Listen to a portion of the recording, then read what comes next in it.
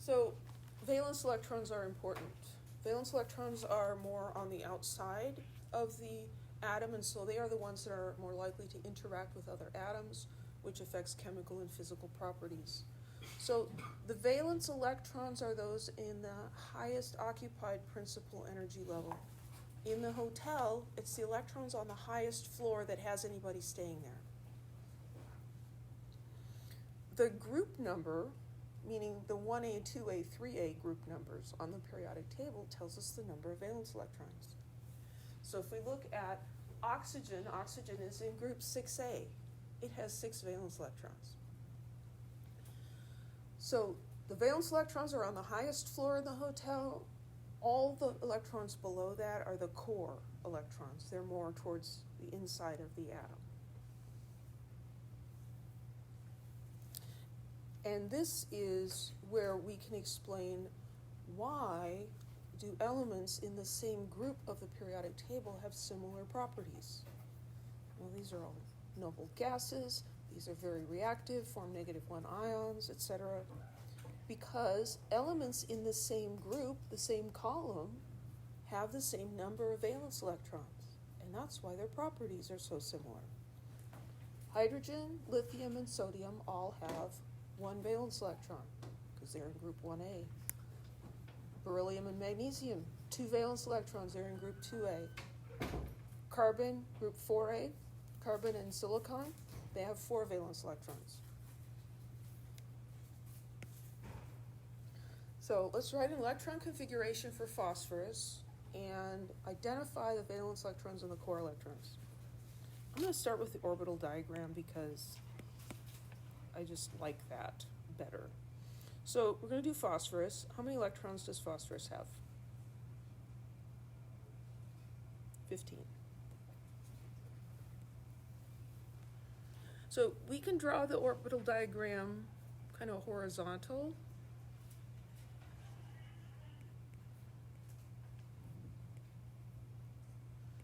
But we had a question between videos asking, well, how do you know what comes next?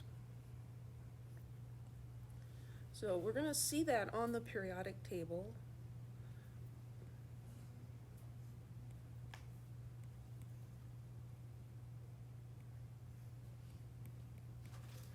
But remember, the first floor, the second floor, the third floor. The first floor has 1 room. That's the 1S room. The second floor has 2 rooms. So it has an S. It has an S room. There, that's an S. It has an S room and it has a P room. The third floor has 3 rooms. So we've got 3S, 3P, and 3D. We're not going to worry about the funky ordering yet. So move those guys up there. 1S, 2S, 2P, 3S, and 3P. So when we draw it like this, it looks a little more like the hotel, right? So let's put 15 electrons into our resort here. So 1, 2, 3, 4, 5, 6, 7, 8, 9, 10, 11, 12, 13, 14, 15.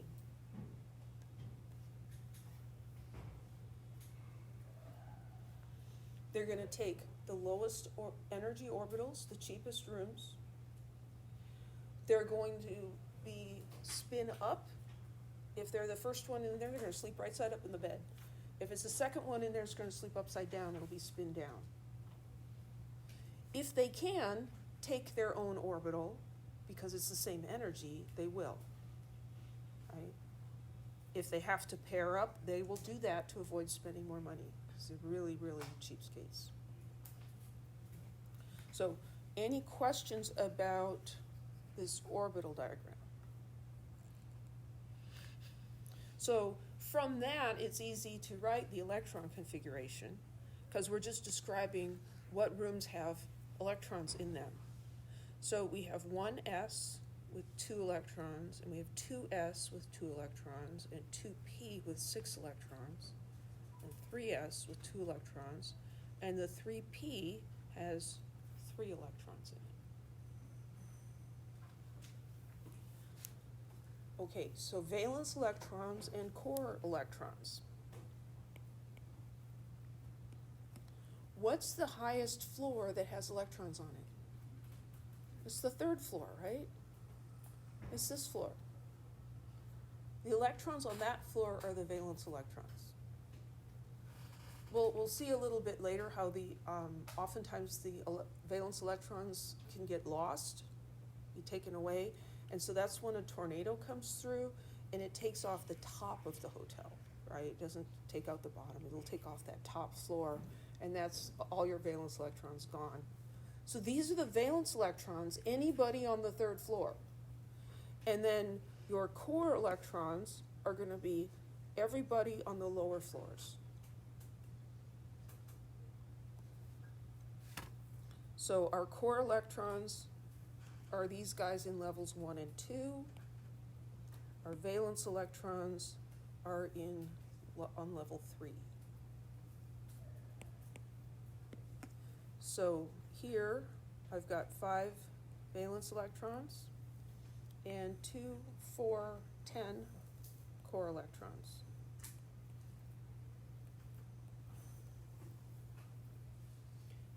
What group is phosphorus in? Group 5A, right? Group 5A has got 5 valence electrons.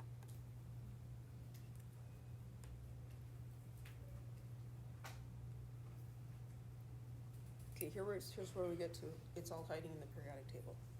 We can divide the periodic table into different blocks that represent these rooms on their different floors. The group number of a main group element equals its number of valence electrons. And the row number tells us what's the highest principal quantum level that has electrons in it. So here, these 2 columns over here represent the S block. How many electrons can be in an S sublevel? 2, just because there's 1 bed. So these are 2 columns, right? Over here, pink for P, this is the P block. How many electrons can sleep in a P room? 6, because there's 3 beds, right? Look at this, 1, 2, 3, 4, 5, 6. This is the D block. How many electrons can sleep in the D room? How many electrons can be in a D sublevel? 10?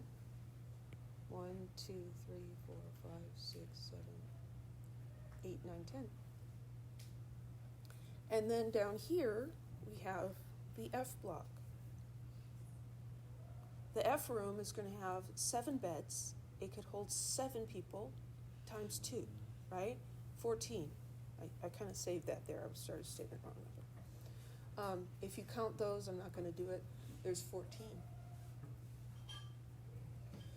The arrangement of the periodic table was established based on similar properties of elements. They didn't know what electrons and protons were yet. And then along comes quantum mechanics, and they're solving all of these complicated equations, not even completely solving, but approximating them. And we end up with this idea that there's 2 and 6 and 10 and 14. I think that's pretty amazing. Okay, so what is helium doing over there?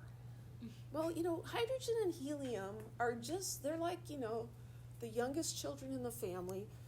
Hydrogen's the baby, so it gets away with most of the trouble, but helium's right in there as well and also gets away with doing stuff they shouldn't. So in many ways, let's see if I can do this. In many ways, helium should be over here.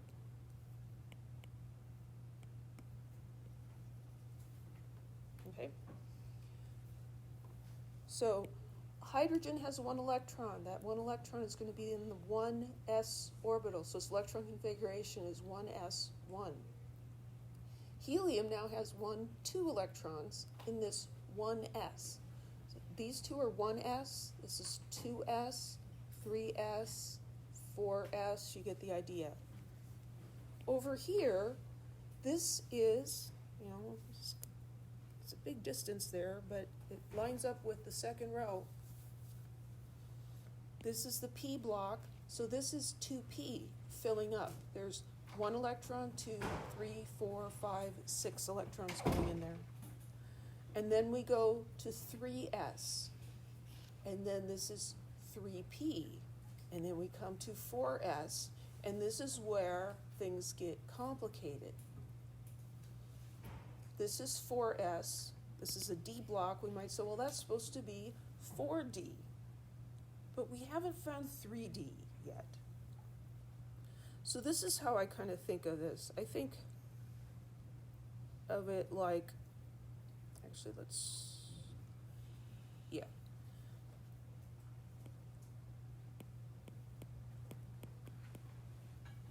I think of it as, here we've got our stair steps down, and so this whole row should really be up there. Did you know that the valley floor is sinking? We're getting lower and lower as we pump groundwater out. So this is like the valley floor in Central California. It sank. So this was supposed to be up here, just in chemistry land, not in actuality. And so then this would be 3D, right?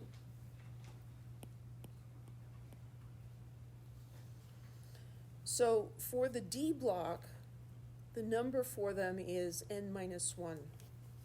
So this is in row 4, but for here, we're going to take 4 minus 1. So this is the 3D block.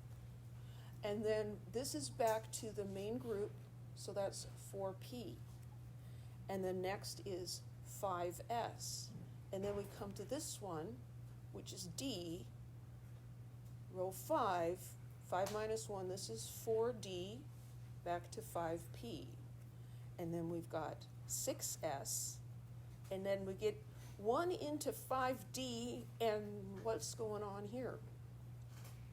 So the periodic table that we have on the wall in the classroom is actually how the periodic table is supposed to look. It didn't fit, the one we bought didn't fit above the chalkboard, and so I don't know if they used scissors or an X-Acto knife or what, but they cut it right here and took this side and moved it over and brought this side up into here where it belongs. Because this is 56, 57, 72, that's not right. 56, 57, 58, 59, right? So these guys really do belong up there, just like the one we have on the board. So the D block was sunk by 1 level, n-1. The F block is sunk by 2. So we come across here, this is 6s. We've got a little bit into 5d, and then we're going over here to the f's. And so this is 6 minus 2. This is 4f. 4f to 71. We come back here to 72. Now we finish filling up the 5d. Then we go to 6p. And here's 7s. And a tiny bit of 6d. And then this is 5f. And 6d. And 7p. And that's the weird order of filling of those orbitals, right? So it's all there on the periodic table. So we've got the S block, the P block, the D block, and the F block. The row number, the period number, corresponds to the energy level or the floor that those rooms are on, right? So the 3, 4, 5. And here's just a little bit that doesn't quite work. For D, you have to take this number and subtract 1. For F, you take the row it's in and subtract 2. Any questions?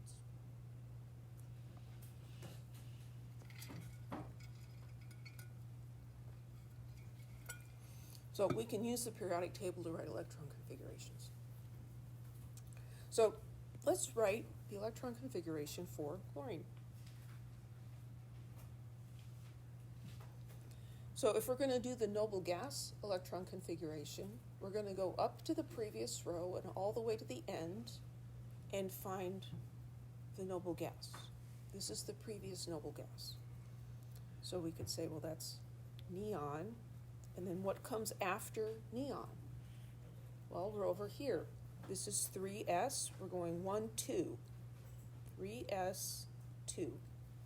And then we're going to come over here and go 1, 2, 3, 4, 5.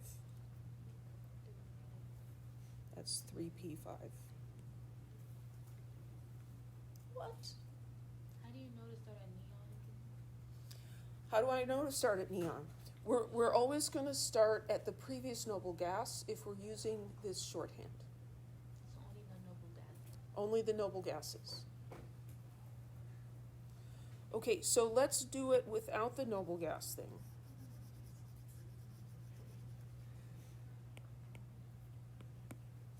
So if we're not doing noble gases, we're going to start over here. That's 1s, and helium's being a problem. He's over there. So that's 1s. We've got 2 electrons. And now this is the 2s, right? And we're doing 2 of those, 2 blocks there. And then the 2p will go all the way across. That's 6 electrons, 2p6. Right? And next is 3s, 3s2. And we come over here, 1, 2, 3, 4, 5. 3p5.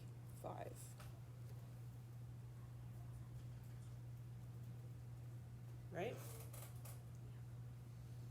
And, it gets a little messier when you get down here, but if you can remember n-1 and n-2, you're just making rows in the periodic table. Yes? What if you're doing, let's say, like, if we're using, like, 8A, like those columns, Mhm. we're allowed to use those, but we're also trying to find one that's below that level, would you just put, like, how would you find that, or would you have to do, like, let's say we're trying to find, like, argon, Mm-hmm. and we use the, And you're wanting to use like this shorthand method? yeah. Would you write the one above it and then all the way through, or would you just? Or just write argon in brackets? Yeah. I think you could probably go either way. Okay. We don't usually end up writing electron configurations for the noble gases because they don't do anything. Yeah, Okay. but that's a great question. Because if we read T. And we could say I've seen it both ways. Okay. Okay. I was Yeah. just wondering. Yeah, I don't know of a definite answer to that. If you wanted to write the electron configuration for neon, would you just write neon, or would you write helium 2s2 2p6, right? I think you could go either way. Okay. Any other questions? Yeah. So, if we aren't doing a noble gas, we start from the previous. We're not going to be doing that. So if we're doing this shorthand notation, it's called a noble gas configuration because you always have to do the abbreviated part with a noble gas. You can't just pick some other element to do. And one way to kind of rationalize that is, well, if I was doing chlorine and I didn't have to use a noble gas, I could use this element instead. Or I could use this one, or that one, and you could take your pick. Then how many different electron configurations could be considered correct? Too many, right? And so this way, if we're doing the shorthand, this is the correct answer. There's only one. If we're not doing the shorthand, this is the correct answer, right? If you have a question like on a worksheet or something and it doesn't specify the full electron configuration or the noble gas configuration, then either would be acceptable. And that's not something I'm going to try to trick you with either. because on the exam, anything where you have to do electron configurations, that's gonna be multiple choice. Okay, and so then you'll either see a bunch of choices with the noble gas or not, and you just have to pick the correct one. Okay, let's do bismuth. First, we have to find bismuth. No, it's over here.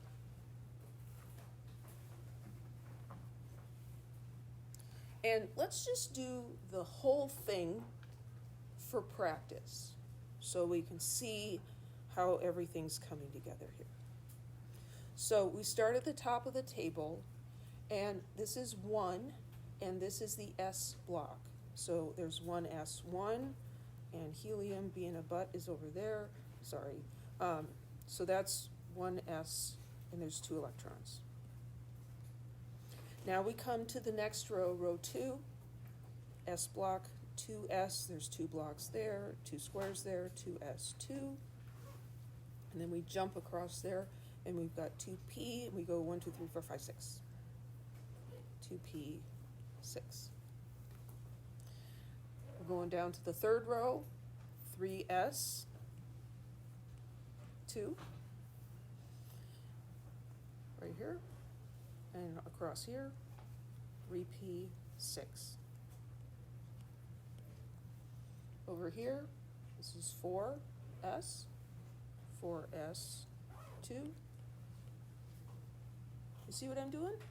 Yeah. Yeah? So that was S. This part in here is D. And D sunk. Doesn't it look like it sank? So here we're looking at n minus 1. So this is in row 4, but it's not 4D, it's 3. So 3D, and, well, what if you forgot how many electrons could be in there? Well, you just have to count the boxes, right? There's 10 boxes, 10 electrons, 3D10. This is the main group again. This part didn't sink. This is, the Sierra Nevadas and the foothills, the coastal range, right? And here's the valley that sank. So we come over here, and we're back to regular. This is 4, and this is the P block. So 4P, and I have to go all the way across that. 4P6. And then we go to the next row, 5S2. And here we're to the D's again. This is not 5D, it's n minus 1. 5 minus 1, this is 4D. So 4D, and we're going to go all the way across that. 4D10. Here we go again, unsunk, right? So this is in row 5, so this is 5P, 5P6. And then we're going to come over here. This is 6S, 6S2. Now what do we do? Well, there's 1 for 5D, so we could write that in if we want to. 5D1, so that's this guy right here. And then we have to come down here. And this now is n minus 2. So this is from row 6. 6 minus 2 is 4. These are 4F. So 4F, and we have to go all the way through that. And if you don't remember how many, you can count them. So that would be 4F, 14. And now we're going to go back up here to the 5D. Well, we have this 5D here with just one of them in there. And honestly, I really don't care if you put the 5Ds before the 4F or after. I prefer to put them after because these guys are higher in energy than those guys, the electrons coming in. So what I'm going to do is I'm going to move that over there. And then go like that. So 5D, and then I can continue counting 2, 3, 4, 5, 6, 7, 8, 9, 10. So that's going to be 5D10. We're back over here. Regular numbering, 6P, 1, 2, 3. 6P3. Yikes. But this is all sitting there, right? You have to remember this is whatever row it is minus 1, and this is the row minus 2. But otherwise it's just all there. So, why would we want to do the full electron configuration? Well, just for illustration purposes. So let's do the noble gas one now. I'm just going to delete that. Wait, don't delete. I have a question. Mm-hmm. If this question had a second portion that asked for the valence electron, would it only be the 6p, or would it be the 5 and 6? Okay, that's a great question. I love that question. That means Where are the it's valence free. electrons? The valence electrons are in the people staying on the highest floor of the hotel. So only the 6p then. Well, but 6S is also on the highest floor, Good God. right? Okay. Yeah? Yeah. So 6S and 6P. We're looking for the biggest number here, the full-size numbers. And it's not just the last one. Okay. It's everything that's on floor 6. Yeah. What if, you have a question where it says, how many, 3Ds are in, let's say, copper? How would you would you count, where copper is in that? Or would you count, how many rows, how would you? Well, we're actually going to look at copper very soon, because copper's weird. I don't know. Of course you say that one, that's weird. Yeah. Okay. Copper and chromium are the ones that don't follow the pattern, but I came up with a reason for that. Okay, so let's do this noble gas version.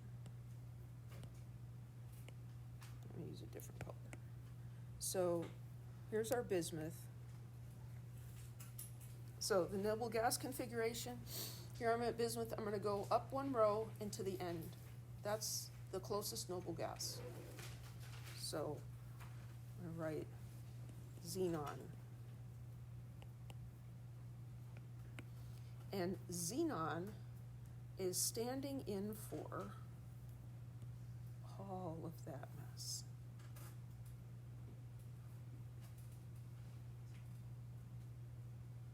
No, even more. All the way into there. Yeah. So I've got xenon, and then I'm just doing what's after xenon. So after xenon, I've got 6s2, right? And I'm just going to save this guy for later because I want to put him with those. So then down here, this is row 6, but we have to subtract 2, so that's 4f. Going all the way across, so 14. And I didn't write this in a good place.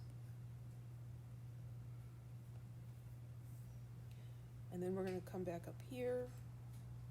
Oops, went too far. So that's in row 6, but this block is 6 minus 1. So 5d10, and then at the end we've got 6p3. Yeah. So we can use a noble gas shorthand for anything. It just has to be the most previous one. Yeah, it has to be the one just before, because if you're going to shorten it, you might as well shorten it as much as possible, right?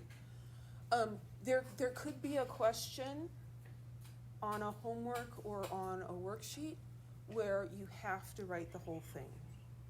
And that would usually not be something huge like bismuth.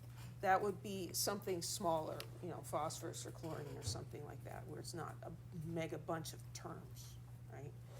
And you need to be able to recognize this, because if this was a multiple choice question, one of the wrong answers might have these things out of order, or have 14 electrons in the D, right? And so then we need to be able to read this off the periodic table. Does that make sense? You need to be able to recognize it. And again, if we're talking about valence electrons, it's these guys. And what group is bismuth in? Group 5A, 5 valence electrons. 2 in the S and 3 in the P. It's the highest floor. Okay? It doesn't matter that this was higher in energy than that. Just what it is.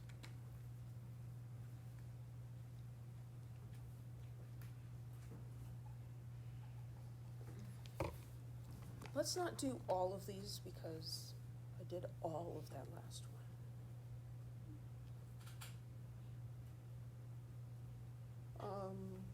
Let's do strontium and oxygen. Strontium. So SR right here. And let's just go ahead and use the noble gases, right? So the electron configuration for this, to summarize all of the stuff that came before, we're going to look for krypton. So we've got the electron configuration of krypton plus, so this is row 5, and this is the S block, and we're 2, 5s2.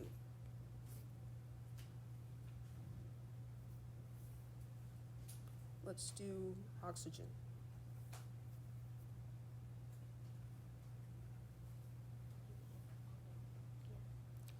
So if you want to do noble gas shorthand, it's really not much shorter, but it would be helium. Helium.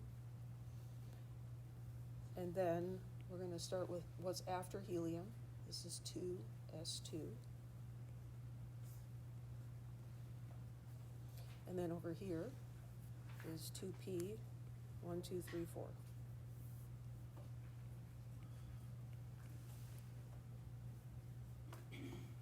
Okay? Okay, irregular ones. As we got into those higher levels, the price difference between the rooms is getting less and less. The energy difference is getting less and less. And so we're going to see some irregularity. Guess who's going to be irregular? Transition metals. You only need to remember 2 of them, chromium and copper. So this is what we would expect for chromium and copper, and this is what is found experimentally. So let's look at that. We're just going to look at what's after the argon. So we've got 4s. This will be our 4s and 3d.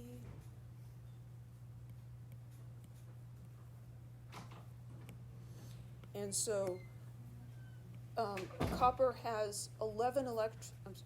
Yeah, let's do copper. Copper has 11 electrons after argon. And so those are going to go in here. We would expect 1, 2, 3, 4, 5, 6, 7, 8, 9, 10, 11. That's what we expect. But that's not what actually happens. What actually happens is this guy comes over here. Why the heck would he do that? Isn't that a lot more symmetrical? Wait, so would the 4s only have 1? The 4s will only have 1. So this room is exactly half full, and that room is exactly full. There was a Groupon deal that if you could have a full room and a half full room, you got a discount. There's a slight lowering in energy. We don't have to understand it. And you actually don't even need to remember this to pass the class. So, you know, if you're just aiming to pass, you can plug your ears and say la la la here. I'm just curious how they found, like, how did, Why did they? how did they find So, this is all new. okay, how did they find that and why did they do that? Okay, so they didn't do that. So there is no why did they do that. Why is it that way, right? And that, again, has to do with there being half full and completely full. It's a little bit lower in energy. Because it is. You know, we can't go any further than that. How did they find it? I'm actually not exactly sure how they found it. Okay, so if this is on a test, I don't think you were gonna give it to us, but if it is, we would have to write the one that's highlighted. So. Yes. Okay. If you're asked to write the electron configuration for copper, it's this, Got it. right? That's what we expect, but that's not what we get. Okay. So let's look at chromium. Actually, maybe I could just. So if you were to do it the way we've been doing it, we would get what's expected, right? And then we just have to remember to think, okay, one of them goes to the 3D. Mhm. Okay. Yeah. And so let's do chromium. So chromium has 6 electrons over here. So what we expect is 1, 2, 3, 4, 5, 6. That's not happening. This one actually makes a little more sense in terms of the hotel. So the 3D sublevel is only a little higher in energy than the 4S. And if this guy moves up here, he gets his own bed, right? So that guy's going to move over here. And now what we have is both of these are exactly half full. And there's just something special about that. It's a little bit lower in energy, and so that's what chromium does. Okay?